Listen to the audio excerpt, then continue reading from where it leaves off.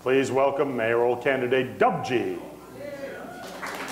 The beautifully dressed Ellen Woodsworth. Mr. George Affleck and Sean Bickerton. I'm going serious.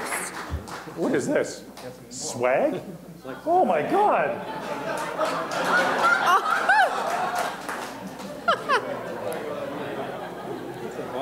That's not a 100-mile diet, though. I love pineapple. I really love pineapple. That was well chosen. I'll split it with you if you get it, if you vote for it. I swear to God. Okay, our question. There have been a lot of articles and broadcast items lately about how middle-income earners, professionals, those making $60,000, $70,000 a year, cannot afford a home in Vancouver, even though they want to. My question to you, though, is should professionals expect to own a home in Vancouver? Let's start on this end with Dubgee. I was born and raised in Vancouver. I think everybody deserves to own a home here.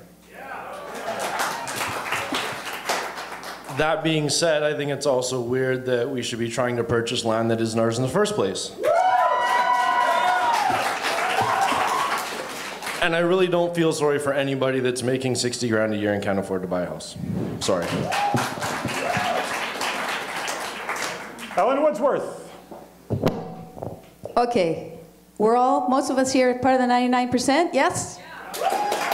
What's Occupy Vancouver around the world standing up for?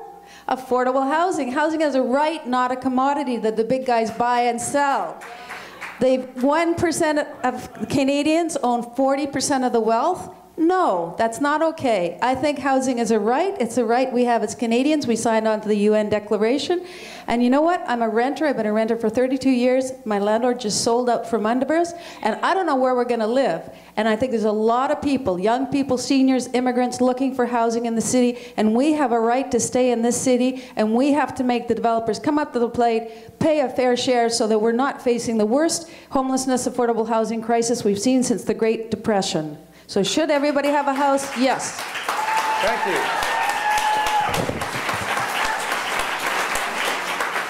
Sean Bickerton. Thank you. I mentioned earlier that I'm running a transit-based campaign, and part of that campaign is a transit-based campaign for transit-based density. And our population is going to grow. Over the next 40 years, they anticipate that the population of the city approximately will double. We have to land those people somewhere in our city, find places for them, or unaffordability will only increase as we go forward. My concept is quite simple. We marry that increased density to the investment we already have in our expensive transit infrastructure that already exists. And to address affordability, we could put one rental tower next to or on top of every SkyTrain station that has no parking, smaller suite size. They don't have to buy the land because it's owned by TransLink. And that would be very affordable rental housing and would put up more than a dozen towers in the city that would be affordable rental within 3 years. Thank you. Finally in this set, George Affleck. Don't forget the pineapple. Oh, I ain't forgetting it. I live in 1,200 square feet with 3 kids and a partner. I made downtown. I made a conscious decision to stay in the city, to cram as many people into my home as I possibly could so I could stay in the city. So for me, it's really about people having to learn how to live perhaps a little bit less space.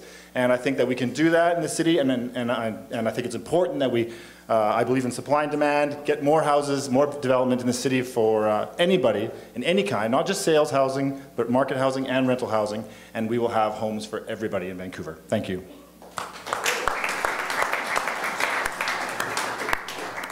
A pineapple in every pot, I think, is his message in sum.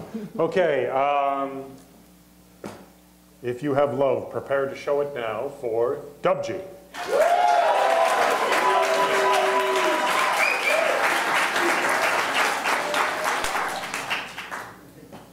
Ellen Woodsworth.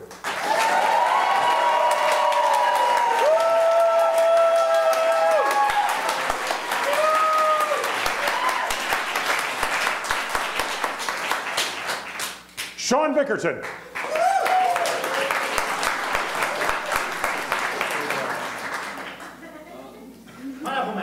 Pineapple Man George Affleck.